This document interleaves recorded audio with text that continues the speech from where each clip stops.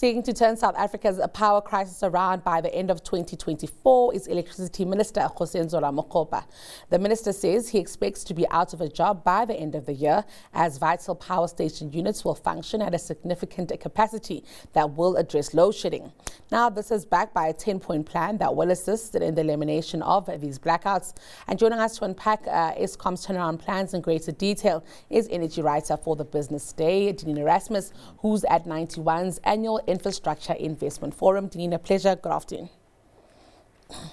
Hi, good afternoon. I will tell you, Denene, I am always nervous when we're committing dates to the end of load shedding, because we've been committing dates for a very long time.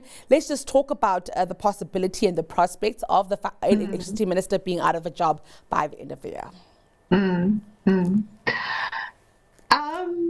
Yes, so I mean, we do, of course, have an election in the meantime, so the minister might find himself out of a job anyway, regardless of whether we end load shedding or not. But of course, the larger point he was trying to make with that comment that the ministry will probably could be dissolved by the end of this year with the ending of load shedding is based on Eskom's work on some of its priority power stations that have been the biggest contributors to load shedding. So that's power stations like Duba, Kendal, Kusile, Mayuba, Matla, Tutuka.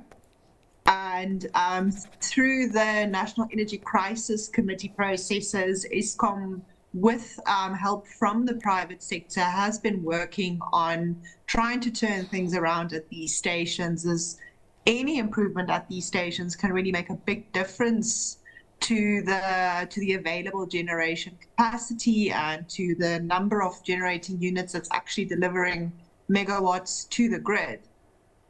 So what Ramakgopa said yesterday at the 91 Infrastructure Forum was that they were hoping to return at least about 6,000 megawatts of generating units to service within the next months and before the end of the year. And that will be from the unit that's coming back online at stations like Matimba and Tutuka, which have seen long outages. Tutuka has been one of the worst performing stations with about one unit running out of 6. So he's talking about 4 units coming back to service there, which at 600 megawatts per unit will add considerably to what we have available. The total 6,000 megawatts that the minister was talking about will be enough to mitigate about 6 stages of load shedding, given that roughly 1,000 megawatts of electricity is unserved during each stage of load shedding. So if these repairs do pan out as they project they will and they hope they will, then we will see this extra capacity of 6,000 megawatts, which given that we've only really had to resort to stage 6 load shedding once this year, should be able to put South Africa on a much more secure electricity availability path towards the end of this year. But still, we have to wait and see whether or not the maintenance that is being done is being done in a way that will bring greater security to the system, because I think this is one of the points that, and yeah, you mentioned the 10-point plan that the minister spoke of on Monday. So this is from the VGB consortium report that was commissioned by Treasury. And of course, one of the points that was made in this report is that while a lot of money has been going towards maintenance at Eskom, the maintenance hasn't really been effective. So we wait to see whether the maintenance that is being done now will in fact prove effective, and that we won't just see these units going back on outage. I must ask you, Dean, what we do know is that we've had this conversation, I think, over and over again, that essentially the fleet of these coal-fired power stations is unreliable. It is, and I'm wondering if what maintenance is what reclassifies it as reliable. With the minister saying that he could be out of the job at the end of the year, it also sounds like that plan is strictly based on these coal-fired power stations. And for me, that is something just worth flagging. Yes, so I think if we look at the reliability, which is really where we want to see improvement, there's early signs of some improvement. So we have been, I mean, we've been with load shedding again this year from January almost daily. I think we've had maybe 2 or 3 days without load shedding, but Eskom has had far more capacity out on maintenance than it usually does. So its average for December, January, February was around 8,000 megawatts out on maintenance, which is about 2,000 megawatts more than it would usually have out during those months. And this has been one of the contributors to load shedding. So it means that often when we were on stage 2 or 4 load shedding, we could have theoretically been without load shedding or at a much lower stage if it wasn't for that increase in maintenance. And on the other side, if we look at the unplanned outages, so that's the breakdowns, there has been a slight decrease in January and February, but it's really still, in my opinion, too early to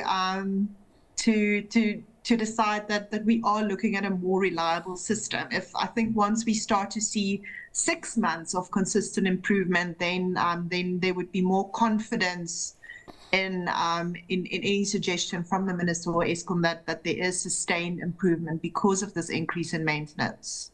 And even looking at this 10-point plan, keen to get your thoughts on that one as well. I mean, if I look at some of the things that came out of their better coal management, improved internal policy and procedures, elevated rates of procurement, none of these are quick things, and we know back in 2022, the president had an energy 10-point plan as well. So I'm just also wondering, Denene, from your assessment, is this just another plan? And I ask another plan because sometimes it can seem like we get a lot of information and it is rather confusing. Another plan that we have in place here, what do we make of it and how much meat, can we extract from it and how much does it hold?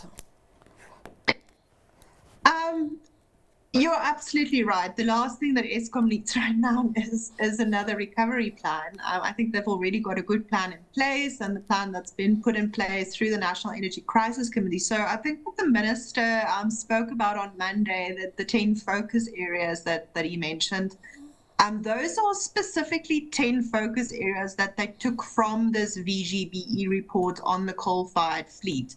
So it's not a new recovery plan for Eskom.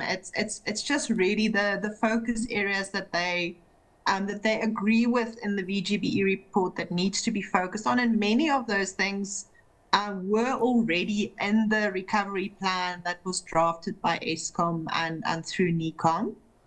And as you say, many of that it's long-term changes. So one of the things highlighted in this 10-point focus area